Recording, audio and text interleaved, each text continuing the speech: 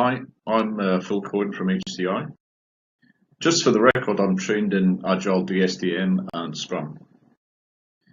Agile is a discipline based on some basic principles. One of them in particular seems to cause confusion. The 2001 Agile Manifesto has 4 key values.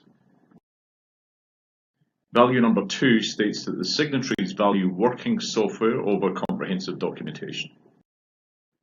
Now, anyone who's been involved in software development for more than a few years knows exactly what the authors meant by this. Traditional software development methodologies produced mounds of design and test documentation before a single line of code was cut. And that represented a huge proportion of the budget for the development of a product, and also set in concrete the functionality of the in a way that it's just not going to work for app and website development that need designs that are literally agile.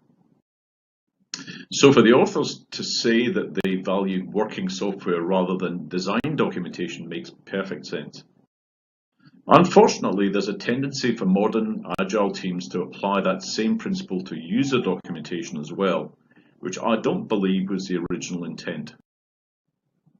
This is made worse by the practice of including user representatives in the development team, which is standard. This gives the dev team the impression that because the embedded users understand what's being developed, then the product is self-evident. That, plus the confusion about what the Agile Manifesto means by documentation, leads to a lack of user documentation and training in many Agile projects that I've seen. Which means that when the product is finally released, users have problems navigating it. Now, what's the answer? Simply include user documentation and training materials in your backlog as products. If you're serious about people actually being able to use what's being developed, this is essential.